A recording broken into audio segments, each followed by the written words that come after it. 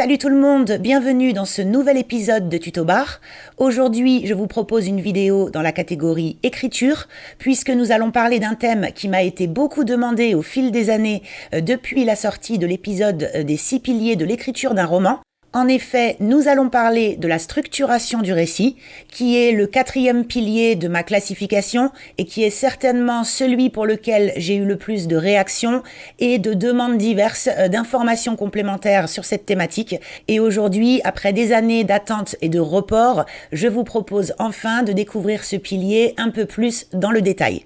Cette fois encore, comme je l'ai fait pour le point de vue narratif, je vais diviser cette thématique en 2 épisodes parce qu'une seule vidéo va être beaucoup trop longue compte tenu de mon plan et de tous les points que je souhaite balayer. Et nous allons suivre à peu près la même logique, à savoir une première partie qui sera plutôt théorique, avec de grands principes généraux et toutes les notions à avoir en tête pour bien comprendre le sujet.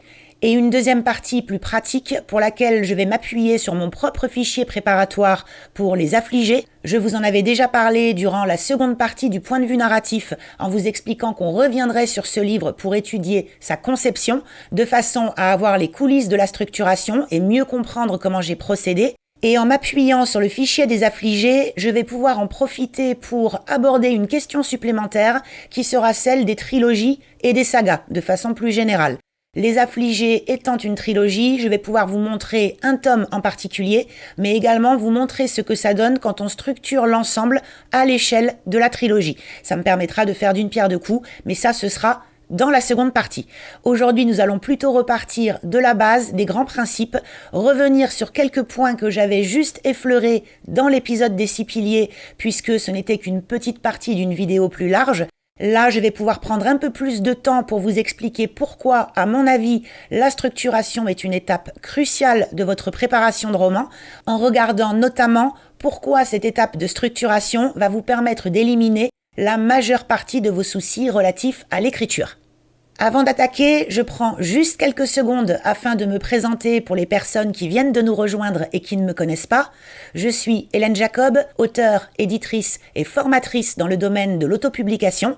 Sur cette chaîne, je vous parle d'écriture et d'édition, y compris de sujets techniques et administratifs, afin de vous aider à professionnaliser votre activité d'auteur indépendant. Merci par avance pour vos pouces en l'air, vos commentaires et vos partages.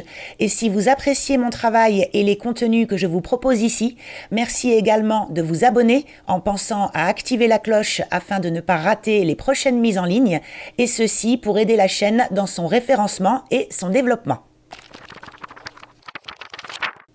Comme souvent dans les épisodes relatifs à l'écriture, je commence avec un petit préambule afin de resituer la vidéo dans un contexte un peu plus large. Et mon premier conseil, avant toute chose, c'est que vous regardiez l'épisode des 6 piliers si vous ne l'avez pas encore vu, ainsi que celui du point de vue narratif. Le premier date d'il y a plusieurs années et le second est relativement récent, il est sorti au mois d'août. Et pourquoi je vous invite à les regarder si vous ne l'avez pas encore fait, c'est tout simplement parce qu'aujourd'hui, je vais partir du principe qu'un certain nombre de notions sont déjà connues. Je ne vais pas revenir dans le détail sur la question du point de vue narratif dans cette vidéo, ce n'est pas le sujet du jour, mais je vais le mentionner. Et pour que ce soit parlant pour vous, il est important que vous sachiez à quoi je fais référence. Même chose pour les 6 piliers, la question de la structuration étant le 4e pilier de ma classification, il est important à mon sens que vous puissiez situer la question de la structuration au sein d'un ensemble qui est plus vaste, avec les 3 premiers piliers que sont le concept, le thème et les personnages, et les 2 derniers piliers que sont la mise en scène et la plume. La structuration se retrouve au milieu de tout ça, et si vous n'avez pas ce contexte général, vous risquez par moments de ne pas forcément comprendre pourquoi je fais référence à tel ou tel point. La structuration est la dernière étape de la phase de conception, mais elle contient déjà des éléments qui font le lien avec la phase d'exécution. C'est pour ça qu'à mon sens, il est important d'avoir toutes les notions générales en tête pour bien comprendre où vous vous situez et comment bien faire le lien avec ces 2 autres épisodes de la catégorie écriture. Cette phase de structuration, je sais qu'il y a des gens qui ne l'aiment pas, qui la critiquent. J'ai déjà eu quelques échanges de commentaires pas toujours évidents avec certaines personnes dans l'épisode des 6 piliers à l'époque. Je sais qu'on m'a parfois reproché d'être assez rigide sur cette question-là.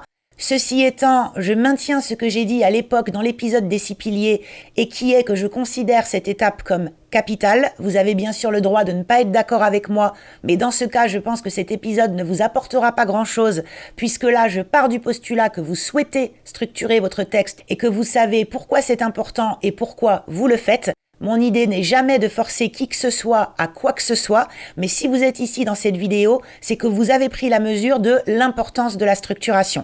Et à mes yeux, elle est d'autant plus importante qu'un roman est long et complexe qu'il appartient à un genre où l'on trouve des arcs narratifs qui sont compliqués, exemple type le policier, le mystère enquête ou le thriller, ou encore si elle fait partie d'un ensemble qui est plus vaste, comme une saga ou une trilogie. Dans tous ces cas de figure, mon avis personnel est que partir sans structuration est une très mauvaise idée et je vais tenter dans cette vidéo de vous expliquer pourquoi et de vous convaincre, si vous n'êtes pas encore convaincu, que structurer votre roman en amont est la meilleure idée que vous puissiez avoir pour obtenir des résultats supérieurs par la suite en écriture. Mais je vous préviens à l'avance, si vous êtes totalement hostile à cette idée, il est probable que cette vidéo ne va pas vous convenir parce que je ne vais parler que de ça à l'intérieur et notamment je vais m'arrêter sur tous les soucis et toutes les difficultés que l'on retrouve dans les textes qui, dans 99% des cas, ne sont pas passés par cette étape de structuration. Et je sais qu'il y a quelques personnes qui parfois prennent mal ce type de critique, donc je vous préviens à l'avance pour que vous compreniez bien ma démarche. Partez du principe que plus l'histoire que vous voulez raconter est compliquée, plus votre récit doit être maîtrisé et organisé.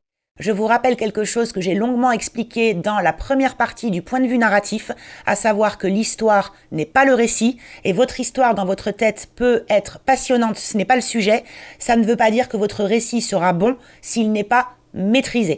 L'histoire n'est pas le récit, et l'intérêt fondamental de l'étape de structuration, c'est justement de vous faire passer de l'un à l'autre, en partant de votre concept et en allant petit à petit jusqu'à un récit organisé. L'idée centrale est vraiment celle-là, et la plupart des auteurs qui se lancent sans structuration, a fortiori quand ils sont débutants, vont rester au stade de l'histoire plutôt que d'aller creuser ce que doit donner le récit. Deux choses bien différentes pour lesquelles le degré de maîtrise, en règle générale, ne va pas être le même. L'élaboration d'un récit quand on part de son concept peut être un peu comparée à la construction d'une maison.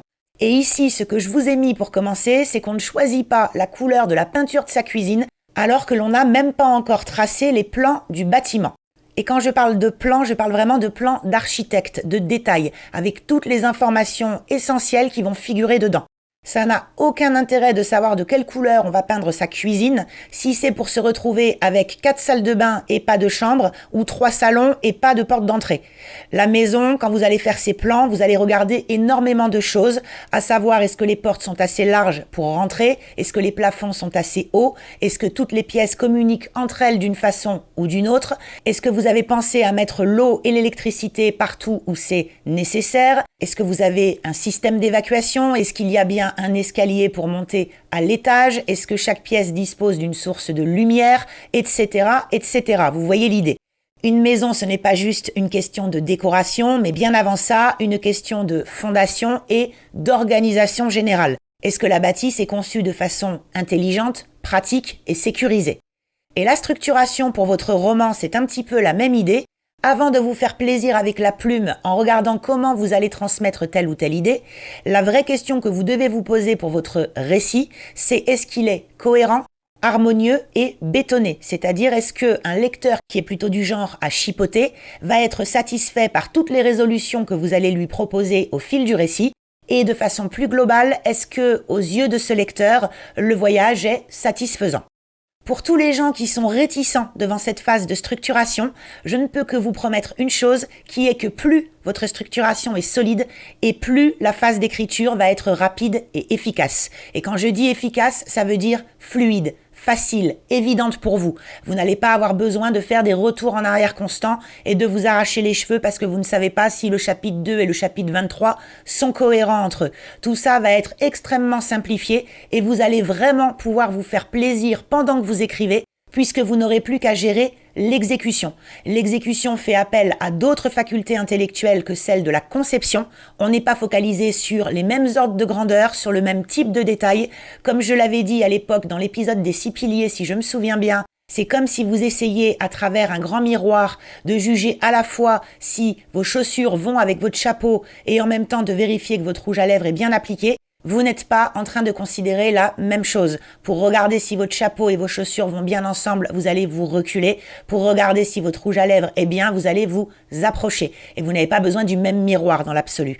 Et ça, c'est quelque chose que vous devez garder en tête. Quand vous êtes en phase de conception, vous êtes en vision macro. Et quand vous êtes en phase de réalisation ou d'exécution, vous êtes en phase micro. Vous êtes en train de regarder de petites choses à l'échelle d'un chapitre, mais plus souvent encore à l'échelle d'un paragraphe, voire d'une simple phrase, alors que lorsque vous êtes en phase de conception, vous êtes en train de regarder les choses à l'échelle du récit, voire de plusieurs romans, si vous êtes dans le cadre d'une trilogie ou d'une saga, et cela fait appel à d'autres zones de votre cerveau, d'autres types de connexions et de compétences.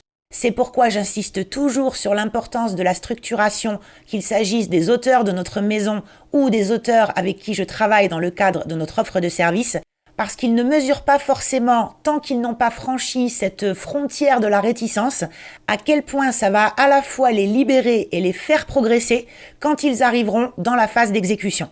Il n'y a qu'en le faisant qu'on s'en rend compte, et les auteurs qui rechignent à tester la structuration généralement en me disant « j'ai peur que ça bride ma créativité, avec une structuration, je ne vais pas me sentir libre, etc. » Et en fait, ils ne se rendent pas compte à quel point c'est tout l'inverse. Plus votre récit est structuré en amont et plus votre phase d'écriture va être libérée.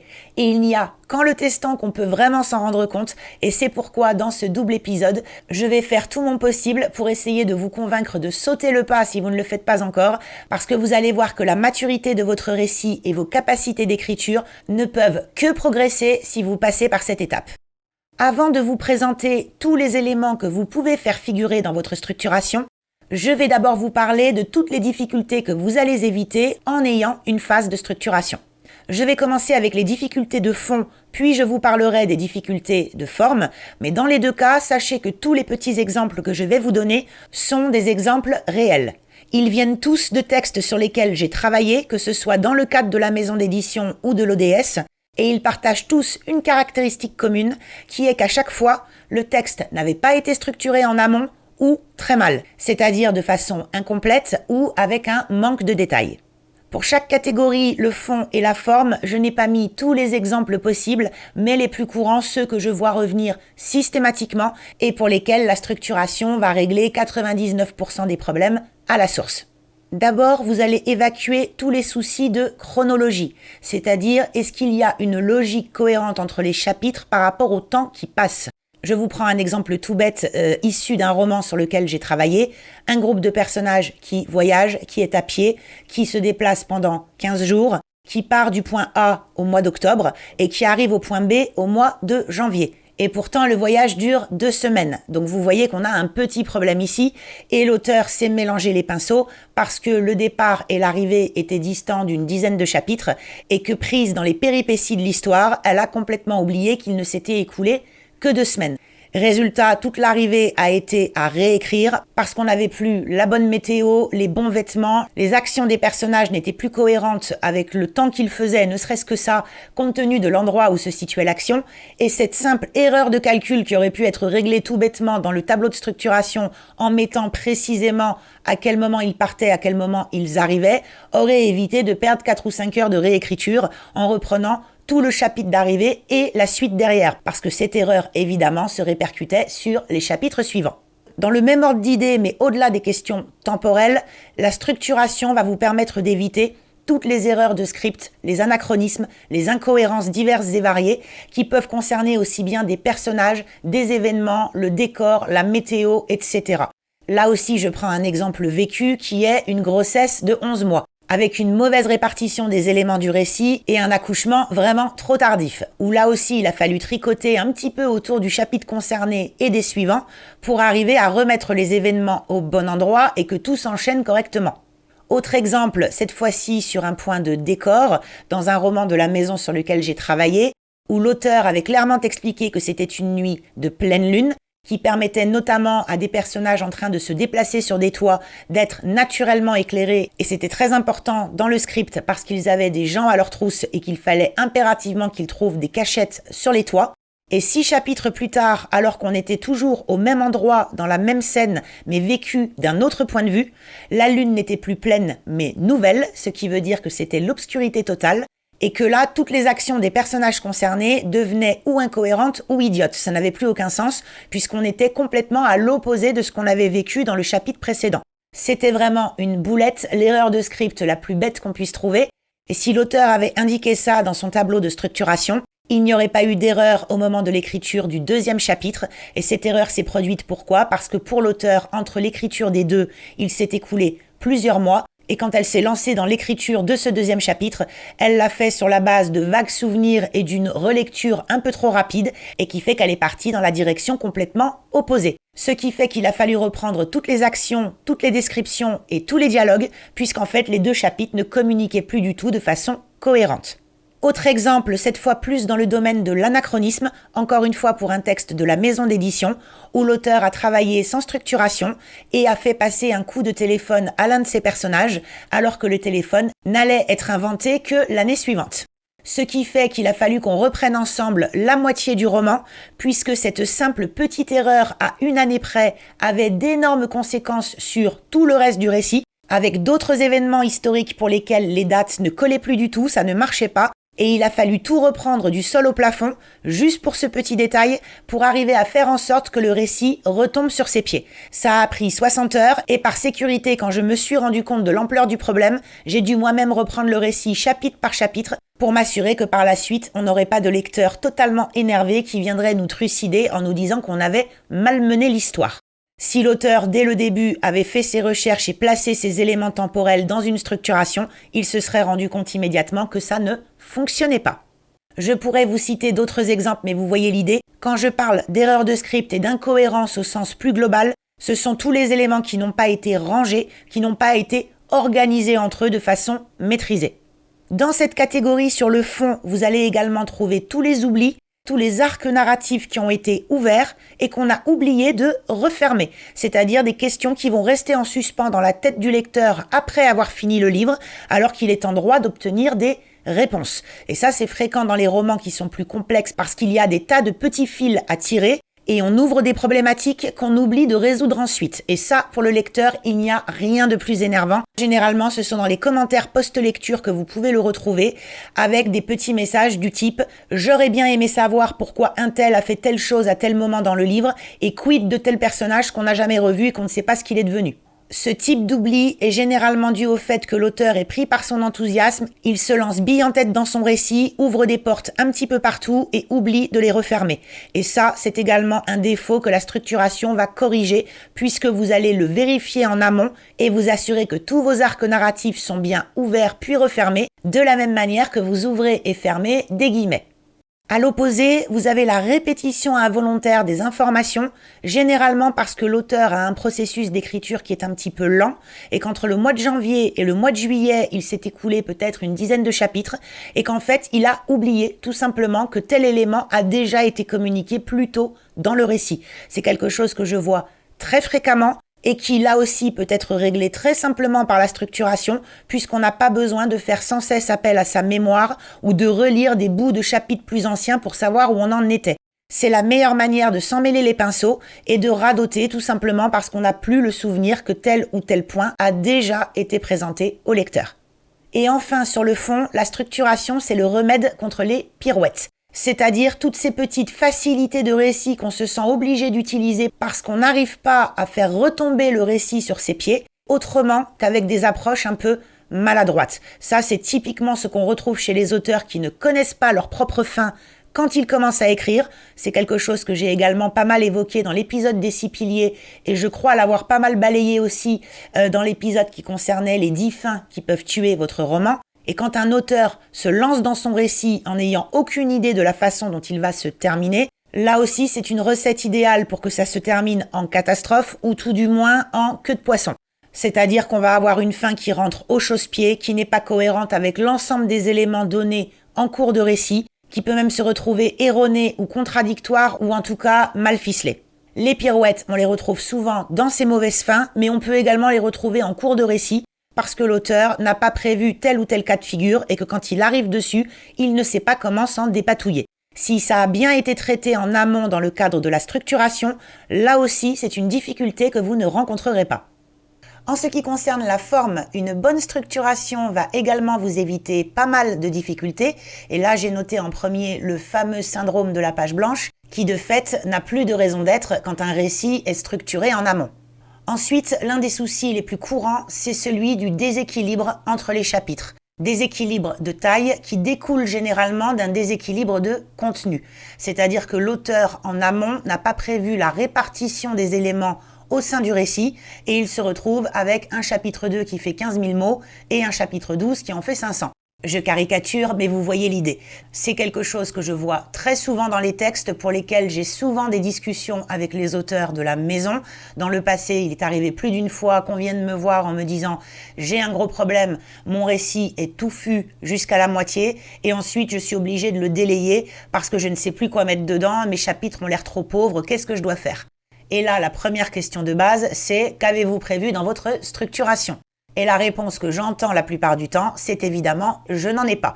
Le fait de se lancer dans le récit sans structuration va généralement avoir pour conséquence que l'auteur va empiler ses meilleures idées en début de texte et se retrouver un peu pauvre passé un certain cap. Ce qui fait qu'on se retrouve avec un début de livre qui a tendance à être boursouflé, trop de personnages, trop d'actions, trop d'informations, trop de descriptions, trop de tout. Et un deuxième ensemble de chapitres où on ressent nettement que l'auteur était en manque d'inspiration. Il a trop donné au début et se retrouve avec trop peu de choses par la suite. Ça crée des déséquilibres qui, à la lecture, sont flagrants. Et ce problème-là peut également se retrouver à l'échelle de toute une saga, quand on a plusieurs tomes, parce que l'auteur n'a pas prévu l'intégralité de son récit en amont et que quand on passe d'un tome à un autre, ça se ressent. C'est généralement le syndrome du tome pauvre quand on considère une trilogie ou une saga, où on se rend compte au fil des livres qu'il y a une perte de qualité et d'intensité parce que le matériau n'est plus suffisant et n'a pas été prévu au démarrage. J'ai connu ça dans le cadre de la maison d'édition pour une série où l'auteur est arrivé en me disant « je suis très embêté, mes 3 premiers tomes faisaient tous 100 000 mots et le 4e je suis à 50 000 et je sèche, je ne sais plus quoi raconter ». Et là on a un problème de cohérence éditoriale sur l'ensemble. On n'allait pas se retrouver avec un tout petit tome qui était censé conclure une histoire assez épique et qui était assez longue jusque-là. Et il a fallu travailler, discuter, regarder ce qu'on pouvait trouver comme matériaux supplémentaires à intégrer pour qu'il y ait une certaine cohérence entre les tomes, même si le dernier s'est retrouvé un petit peu plus court que les autres. Évidemment, avec une structuration au démarrage, cette difficulté aurait été évitée et on aurait pu répartir le contenu des tomes différemment dès le début, ce qui aurait peut-être conduit à avoir des livres un petit peu plus courts mais qui auraient été beaucoup plus harmonieux dans leur découpage. C'est une des raisons pour lesquelles aujourd'hui, par rapport à ce qu'on faisait il y a quelques années, dans la maison, nous n'acceptons plus les trilogies ou sagas qui ne sont que commencées et qui ne sont pas terminées. On a eu trop de déboires dans le passé avec des récits dont le premier tome passait en comité de lecture et était accepté parce qu'il était de très bonne facture et où on constatait au fil des tomes un affaissement du contenu parce que manifestement l'ensemble n'avait pas été pensé de façon cohérente dès le début. Ce qui fait qu'aujourd'hui, on réclame l'intégralité des tomes pour le comité de lecture dès le démarrage, afin de pouvoir mesurer le travail qu'il y a à faire sur chaque tome, mais également sur l'ensemble du récit, qui va être donc coupé en 3 ou en 4. Et on s'assure dès le début que le plan de l'auteur pour l'ensemble de l'œuvre est solide et cohérent. Au-delà de l'équilibre de taille entre des chapitres similaires au sein d'un même roman, ou de la taille des tomes quand on considère une trilogie ou une saga, il faut savoir aussi que ce déséquilibre se ressent dans la qualité et dans le rythme.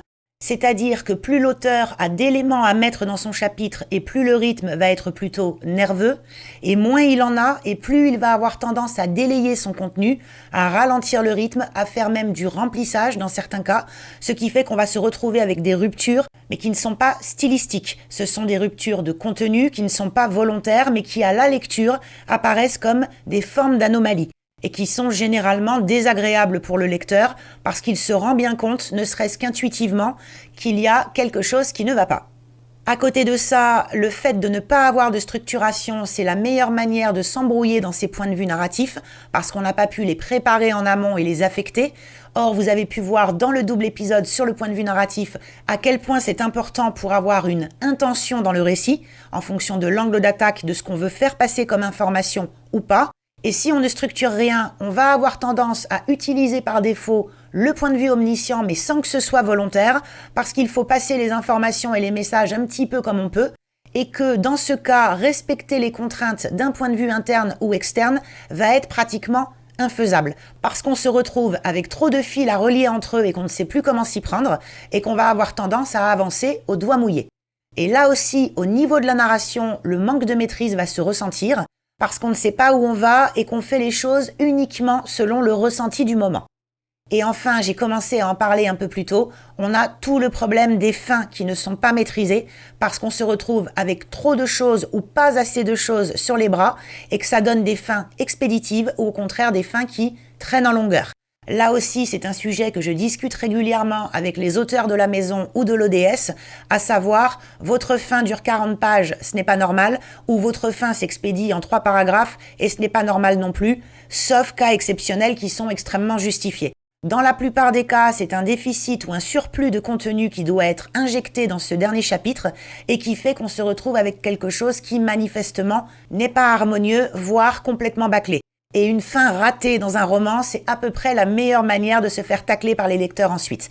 Par conséquent, il est essentiel dès le début de savoir où on va, quelle fin on va proposer au lecteur, même si on ne sait pas encore exactement sous quelle forme. Et parallèlement de savoir de façon assez fine quels arcs narratifs vont devoir être refermés juste avant la fin ou pendant la fin du roman, de façon à ne pas laisser en suspens des éléments qui n'auraient pas dû l'être. J'aurais pu citer d'autres exemples tant sur le fond que la forme, mais là je pense que vous avez un bon aperçu de tout ce que la structuration peut faire pour vous, en tout cas vous évitez comme déboire pendant le processus d'écriture, en sachant que normalement, pendant la phase d'écriture, votre travail principal, c'est de trouver la meilleure méthode possible de communication du récit. C'est-à-dire comment le rendre à la fois intellectuellement et émotionnellement le plus intéressant possible. En théorie, pendant la phase d'écriture, ce n'est plus le moment de se demander si un tel et un tel vont tomber amoureux ou si telle catastrophe naturelle va se produire. Les éléments centraux font partie du squelette de votre récit et ils doivent vraiment être conçus en amont. Ça ne vous empêchera pas pendant que vous écrivez d'avoir des idées, mais l'idéal c'est que ces idées portent plutôt sur la façon de présenter les contenus plutôt que de trouver les contenus eux-mêmes. À partir de là, si vous êtes convaincu qu'il est intéressant pour vous de concevoir une structuration sérieuse en amont, la grande question c'est de savoir ce qu'on va mettre dedans. Alors avant de répondre à cette question, je commence par préciser que les éléments que je vais vous proposer ici seront récapitulés à la fin dans un petit tableau, comme j'avais fait pour le point de vue narratif, ce qui veut dire que vous n'êtes pas obligé de mettre en pause et de prendre des notes, vous aurez l'essentiel dans le tableau final. Ensuite, comprenez bien que certaines catégories n'auront pas forcément besoin d'être aussi développées dans un roman dit simple que dans une super saga. Si vous avez un petit roman psychologique qui se déroule à un seul endroit avec 2 personnages, il est fort probable que votre structuration sera beaucoup plus légère que celle que je vous montrerai pour Les Affligés, où on a 3 tomes de plus de 100 000 mots chacun, avec 12 personnages principaux, 10 personnages secondaires, dans 3 lignes temporelles différentes et dans plein d'endroits qui sont dispatchés à travers un territoire qui est très vaste. Dans ce cas, les besoins sont fondamentalement différents et il est évident que pour le petit roman beaucoup plus simple, vous allez vous retrouver avec une structuration beaucoup plus légère, mais ça ne veut pas dire qu'elle n'est pas importante. Je précise aussi par anticipation que la méthodologie que j'ai adoptée pour présenter ma structuration dans un tableau, celle que je vous montrerai dans l'épisode suivant, n'est pas la seule méthode qui existe, bien évidemment. Vous pourrez par la suite vous approprier cette approche. La seule chose selon moi qui est fondamentale est que vous compreniez bien quels types d'éléments sont quasi incontournables. La structuration se réfléchit à l'échelle du livre, ou de la saga, trilogie si c'est pertinent, mais va se matérialiser à l'échelle du chapitre. C'est-à-dire que d'une façon ou d'une autre, vous allez vous retrouver avec une espèce de grand tableau dans lequel tous vos chapitres vont être détaillés et pour chaque chapitre, vous allez répondre à un certain nombre de questions.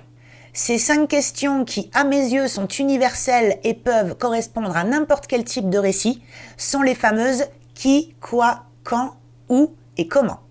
Je commence avec la question « qui ?» pour laquelle l'idée est de savoir, pour tout chapitre, quels sont les personnages qui vont être représentés dedans, que ce soit à travers des descriptions, des actions ou des dialogues, et quelles vont être les interactions entre les personnages s'il y en a plusieurs dans le même chapitre.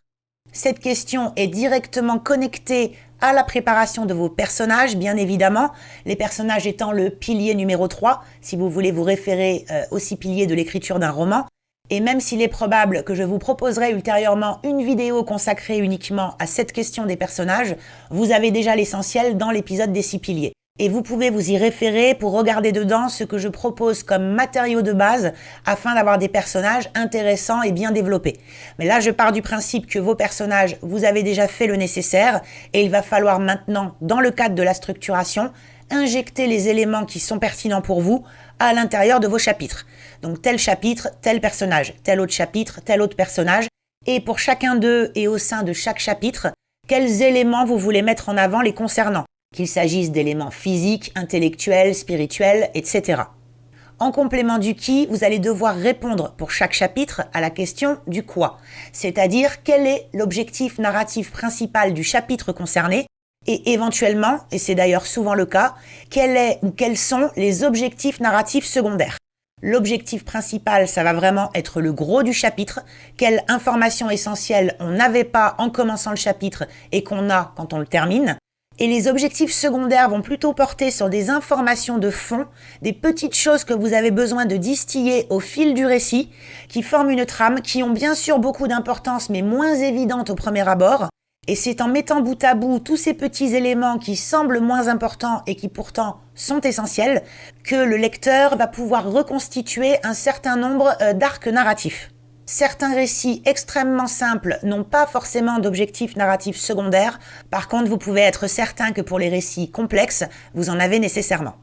Ensuite, nous avons le quand qui va vous permettre de régler tous les problèmes de chronologie, d'anachronisme, d'incohérence et de tout ce qui touche à la ligne temporelle, notamment quand vous devez manipuler des flashbacks, qui sont extrêmement casse-gueule quand on ne structure pas son récit en amont, parce que vous, en tant qu'auteur, vous disposez dans votre cerveau de toutes les informations, et que vous pouvez vous embarquer sur des chemins où vous oubliez que la narration, elle, n'est pas encore au courant de tel ou tel fait.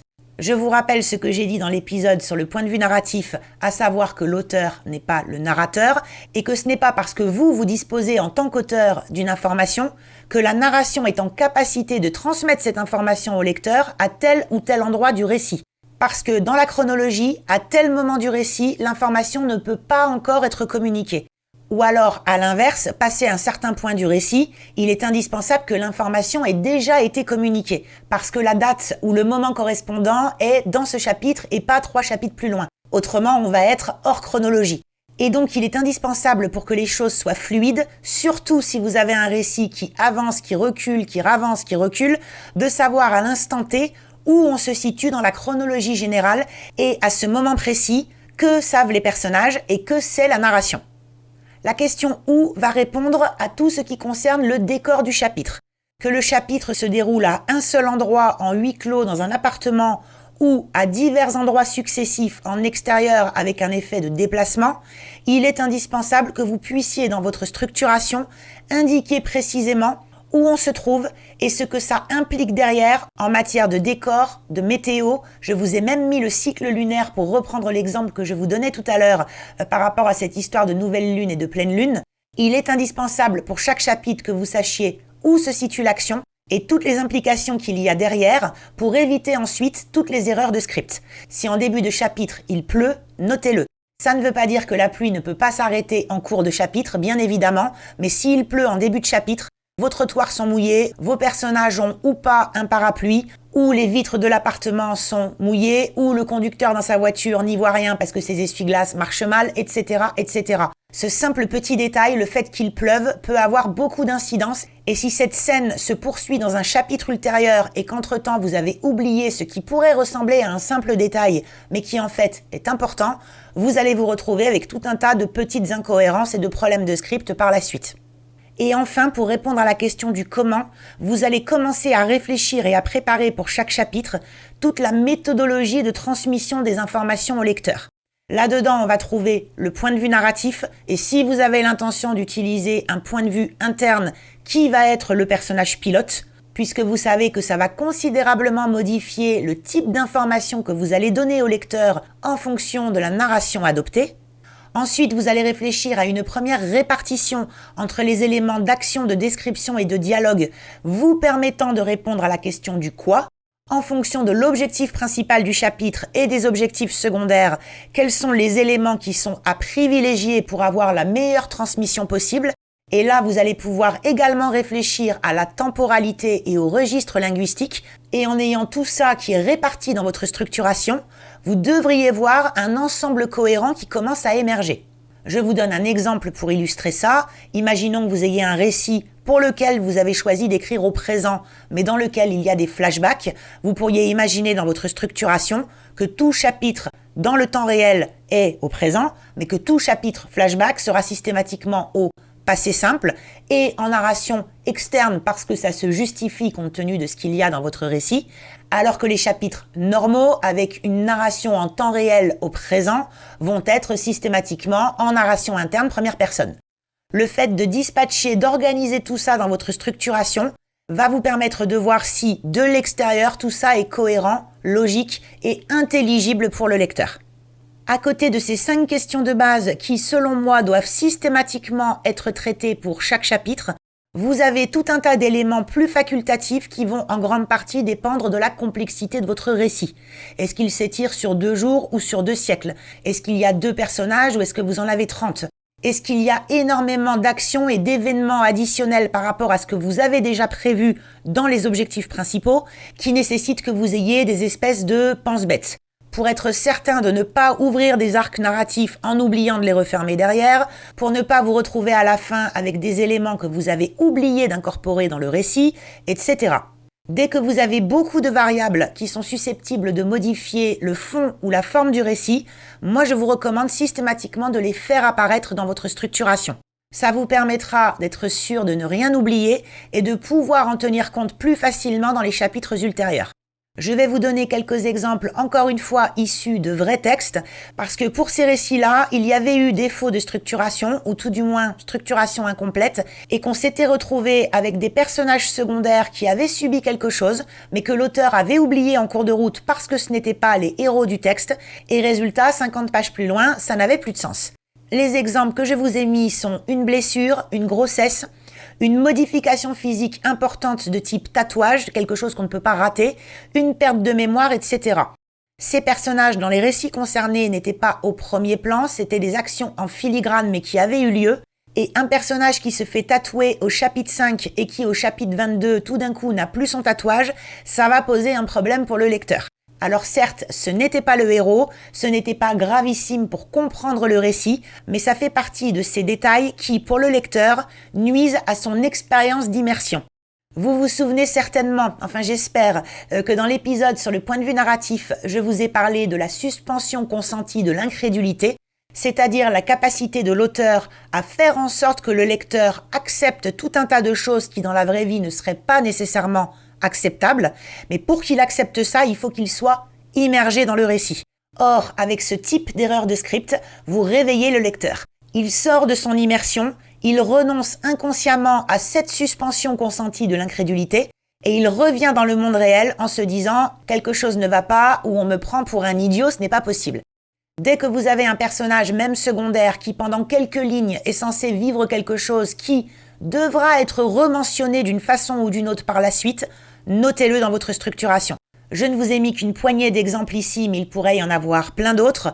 L'important, c'est que vous compreniez bien que ce qui vous semble évident au moment où vous concevez votre récit, 5-6 mois plus tard, si vous êtes toujours en train de le rédiger, des fois c'est très long et ça peut même prendre plusieurs années pour certaines personnes, partez du principe que vous allez oublier des choses.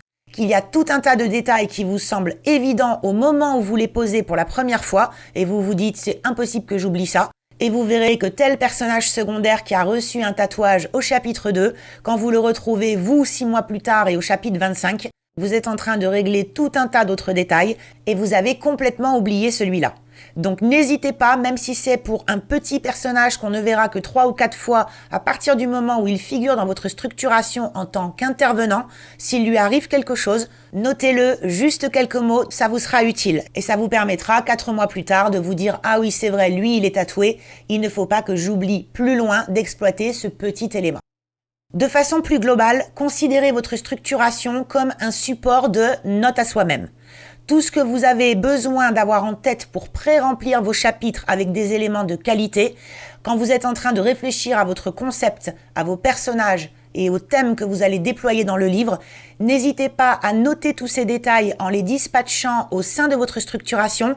Il sera toujours temps, au moment de l'écriture, éventuellement de déplacer tel ou tel élément, mais au moins vous êtes sûr de ne pas les oublier.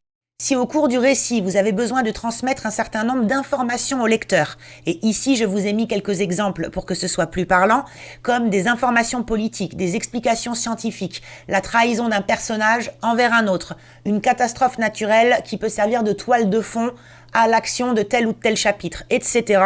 Tout ça, pensez à commencer à le dispatcher. Éventuellement par la suite, vous ferez des petites modifications. Il sera toujours temps de vous dire, finalement j'avais prévu d'expliquer les bases du système politique de ce pays imaginaire dans le chapitre 4 et c'est mieux si je le mets dans le 6 parce que ceci ou cela. Ce n'est pas un problème, l'important c'est que vous n'allez pas l'oublier et qu'au moment où vous tenterez de déplacer les éléments, vous pourrez vérifier si ça colle toujours.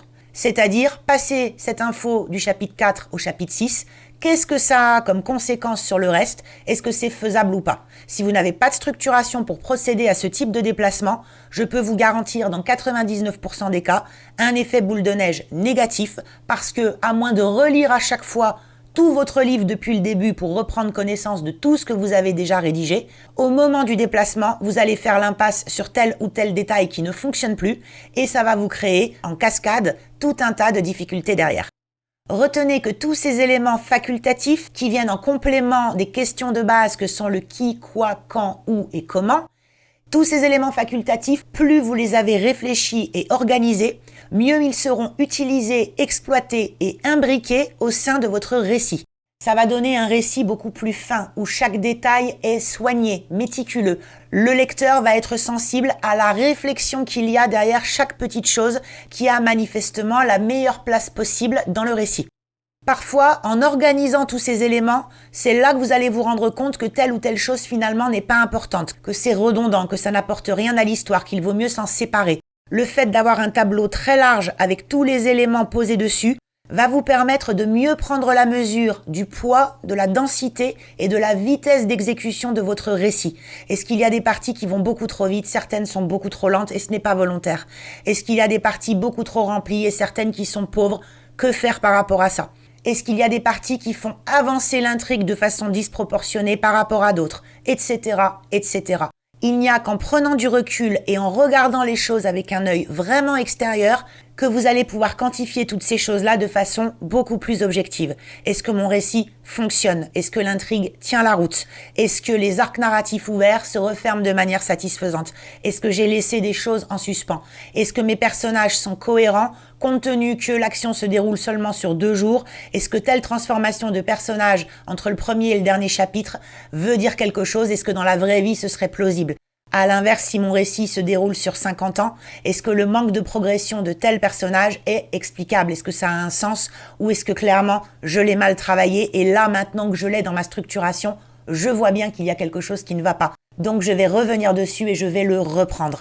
Tous ces exercices de réflexion, si l'on essaye de les faire alors qu'on a la tête dans le guidon, qu'on est déjà en train d'écrire et qu'on est en train de se demander si dans tel ou tel paragraphe, il vaut mieux mettre un passé simple ou un imparfait pour tel ou tel verbe, pendant que vous êtes sur ce type de réflexion, vous n'êtes pas en train de réfléchir au récit en tant que tout, avec une prise de recul, et c'est parfaitement normal, ce n'est pas un défaut, bien au contraire, mais c'est pour ça que vous devez vous préparer à vous-même le terrain pour plus tard. Il y a votre mois de conception et il y a votre mois d'exécution. Et pour rendre service à votre mois d'exécution qui ne prendra les rênes du récit que dans 2, 3 ou 4 mois peut-être, il est essentiel que votre mois de conception ait prévu autant que possible tous les pièges dans lesquels votre mois d'exécution peut tomber ultérieurement.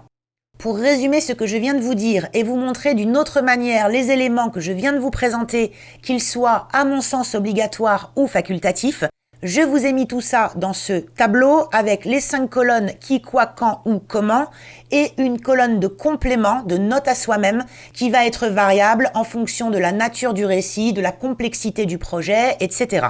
Dans la colonne qui, on retrouve les personnages présents dans le chapitre. Il est important évidemment de préparer leurs caractéristiques physiques, intellectuel et spirituel, confère toute la partie personnage de l'épisode des 6 piliers. Et il est également indispensable de préparer les interactions principales pour savoir au fil du récit et des chapitres qui va être confronté à qui, dans quel cadre, dans quel but, etc. Dans la colonne du quoi, on trouve l'objectif narratif principal, donc l'action centrale qui est le socle du chapitre, celle qui détermine à peu près l'essentiel de ce qu'on doit en retenir quand on arrive à la fin du chapitre concerné, et tous les objectifs narratifs secondaires. Donc je vous ai mis ici actions ou informations additionnelles qui font avancer le récit, mais de façon moins évidente au premier abord, des petites choses qui sont distillées, mais il faut bien qu'elles ressortent quelque part. Et il est intéressant de pouvoir les déployer au fil du récit pour qu'elles soient harmonieusement réparties, elles aussi. Et c'est important que vous les fassiez figurer, a fortiori s'il y en a beaucoup que vous devez exploiter. Pour le quand, on va retrouver la place du chapitre dans la chronologie du récit. Par exemple, par rapport au tout début, est-ce que le chapitre 5 se déroule 3 semaines ou 3 ans plus tard? C'est important de le savoir.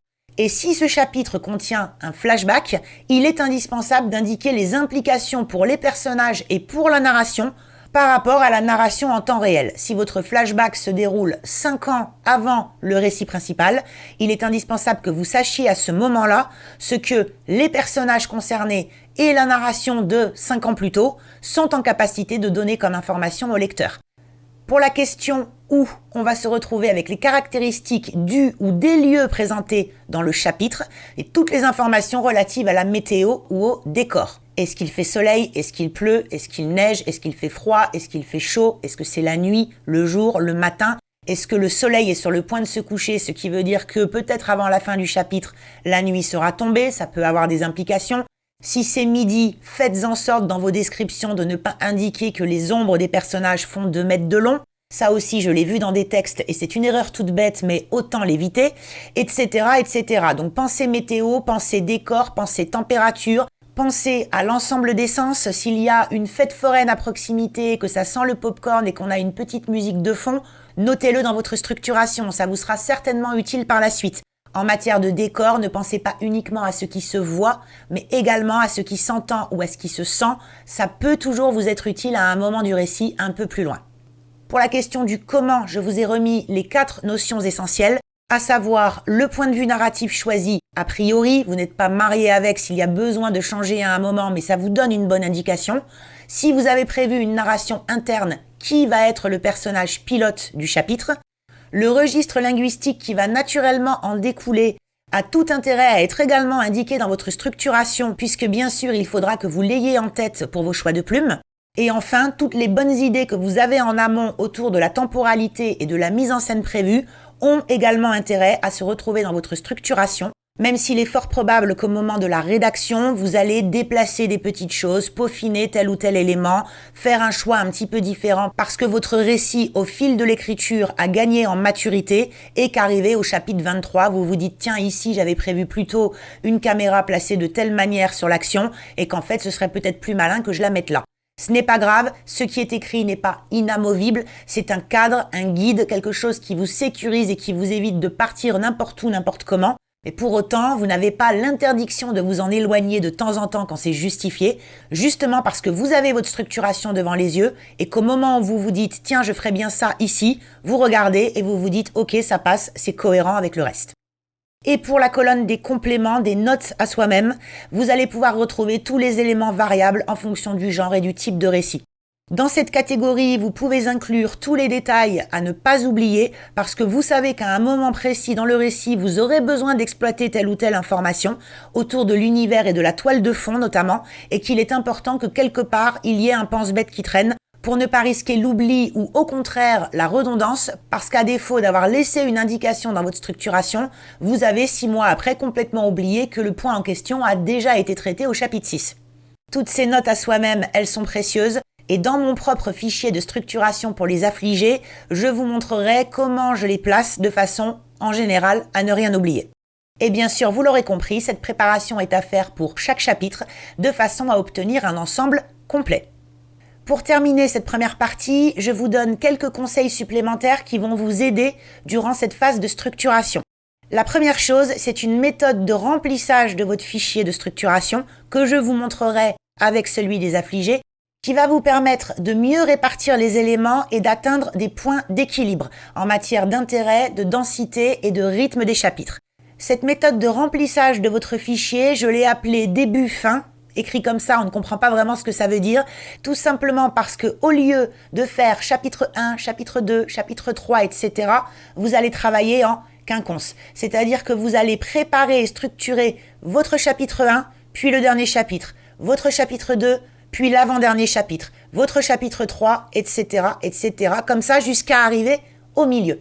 Et en faisant ça, ça va vous permettre rapidement de vous rendre compte que, par exemple, vous n'avez pas assez de matériaux pour remplir 30 chapitres. En réalité, vous remplissez le 1, le 30, le 2, le 29, etc. et vous vous rendez compte que quand vous arrivez sur la rotation centrale, eh bien ça ne marche plus parce que vous n'avez plus grand-chose à mettre dedans et qu'il y a ce qu'il faut à la fin, il y a ce qu'il faut au début, mais au milieu, c'est le ventre mou, le ventre vide.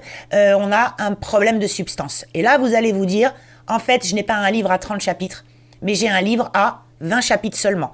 Ou alors mes chapitres sont trop longs, j'ai toujours un livre à 30 chapitres, mais j'ai beaucoup trop de matériaux pour l'instant dans chacun d'entre eux, je vais alléger les contenus, et au lieu de faire des chapitres à 3000 mots, je vais faire des chapitres à 2000 mots. Et je vais garder mes 30 chapitres, mais ils seront plus légers. En travaillant de cette manière-là, vous évitez la déperdition au fil des chapitres avec des débuts qui sont toujours beaucoup plus complets et remplis et des fins de préparation qui deviennent un petit peu moribondes où il n'y a plus grand-chose à l'intérieur. Donc faites ce travail début-fin, début-fin, début-fin. Vous allez voir que c'est une autre approche si vous ne l'avez jamais testée qui est plutôt intéressante et qui marche bien. Et vous allez ainsi pouvoir peaufiner tout l'intérêt, la densité et le rythme des chapitres de manière beaucoup plus équilibrée. Une fois que vous avez fait ce premier travail général et que vous constatez des défaillances, n'hésitez pas évidemment à supprimer les chapitres en trop parce qu'ils n'apportent rien ou à l'inverse, à diviser les chapitres qui manifestement contiennent trop d'éléments qu'il a fallu faire rentrer au chausse-pied et où vous vous dites « mais ce chapitre 17 ce n'est pas possible, j'ai 14 trucs à raconter dedans différents, c'est beaucoup trop, il va falloir que je simplifie et que je divise ». Et ça c'est un exercice que vous allez aussi faire pendant la structuration pour vous dire « ok, par rapport à d'habitude, le chapitre a une bonne tête, il a un nombre de mots moyen qui a l'air de correspondre, là je suis pas mal, le chapitre est cohérent ». En résumé, sous cet angle-là, la structuration est aussi une aide au découpage qui va vous permettre d'affiner la façon dont vous avez prévu de répartir tous les éléments du récit. Troisième conseil qui va sans doute vous paraître évident, mais j'ai tellement vu de soucis de ce type dans tous les textes que j'ai traités depuis des années que je ne peux m'empêcher d'en reparler, c'est la vérification des arcs narratifs. Vous avez ouvert un arc narratif au chapitre 3 de votre récit. Cet arc narratif doit impérativement être conclu avant le point final de l'histoire. S'il reste ouvert, c'est mécontentement garanti chez les lecteurs. Qu'il s'agisse d'un mystère potentiel ou d'un commencement d'histoire d'amour, toute chose que vous ouvrez et qui reste en suspens doit trouver une résolution quelque part dans le récit. Alors si on est dans le cadre d'une trilogie ou d'une saga, et ça j'en parlerai en partie 2, il y a des cas, et c'est même plutôt malin de l'organiser comme ça, où vous allez avoir des arcs narratifs qui s'étalent sur les 3 tomes, on ouvre quelque chose au chapitre 1 du tome 1, et on trouve la résolution au 30e chapitre du 3e tome, ce n'est pas un problème, l'important c'est que ce soit traité, et puis on a aussi des arcs narratifs beaucoup plus courts, qui ouvrent au chapitre 10 et qui se referment au chapitre 16. Petit mystère, petite histoire, pas besoin non plus d'en faire des caisses. Mais il est indispensable qu'un arc narratif qu'on a ouvert soit refermé quelque part. Dans votre structuration, c'est donc un point que vous devez bien vérifier. Quand vous ouvrez une problématique quelque part, dites-vous « Ok, à quel endroit de ma structuration j'ai prévu de la boucler, de donner l'explication ou la conclusion satisfaisante au lecteur qui permet de se dire que cette problématique avait un sens pour commencer ». N'hésitez pas, durant cette phase de structuration, à confronter les éléments que vous avez prévus et à tester la cohérence des actions et des informations qui sont présentées, que ce soit entre elles ou que ce soit par rapport à la chronologie générale du récit. Est-ce que le fait qu'un personnage fasse telle chose au chapitre 3 et qu'il fasse telle autre chose au chapitre 18, en sachant que du point de vue de la narration, il ne s'est écoulé que 24 heures entre les 2 chapitres, est-ce que ces 2 actions sont cohérentes entre elles ? Est-ce qu'il est par exemple logique qu'un personnage qui a déclaré dans le chapitre 2 être ultra claustrophobe, 24 heures et 17 chapitres plus tard, soit enfermé dans un placard et il fasse un petit roupillon comme si de rien n'était? Pareil, est-ce qu'il est logique que 2 personnages qui se détestent au chapitre 3, au chapitre 18, sans s'être retrouvés entre-temps de quelque manière que ce soit, 2 ans plus tard, dans le cadre du récit, tout d'un coup ça dort. Alors qu'on n'a aucune explication, aucune résolution des conflits qui les opposaient dans le passé. Quand je parle de cohérence, ce sont tous ces petits détails. Que l'on considère les personnages, leurs actions, les dialogues, les descriptions, la narration, etc. Est-ce qu'on a un ensemble cohérent qui se tient quand on reprend les fils un par un et qu'on les suit d'un bout à l'autre du récit? En d'autres termes, est-ce que l'ensemble du squelette de votre récit, puisque la structuration c'est ça, comme je vous l'avais expliqué dans l'épisode des 6 piliers, est-ce que l'ensemble de ce squelette est harmonieux? Est-ce qu'il est solide? Est-ce qu'il a du sens? Si on le teste en le poussant un peu, est-ce qu'il résiste? Est-ce que tout est bien rangé, si l'on peut dire? Et est-ce qu'il n'y a pas de failles dans lesquelles on peut s'engouffrer? Voilà, c'est l'essentiel de ce que je voulais vous dire dans cette première partie pour poser l'ensemble des points qui me semblaient essentiels. Dans la deuxième partie, on regardera de façon plus détaillée comment orchestrer tout ça, comment le poser concrètement dans un fichier pour que ce soit parlant et que vous puissiez vous y retrouver. Et on passera un petit peu de temps sur le cas particulier des trilogies et sagas pour lesquelles, évidemment, il y a des arcs narratifs un peu plus compliqués à manipuler. J'ai commencé là à en parler un petit peu, mais on y reviendra beaucoup plus dans le détail à la fin de la deuxième partie. J'espère déjà que cette première partie vous a plu, que vous y avez appris 2-3 petites choses et surtout qu'elle vous a donné envie de voir la seconde, pour laquelle je vous retrouve très prochainement puisque c'est bien sûr la prochaine vidéo que je vais enregistrer.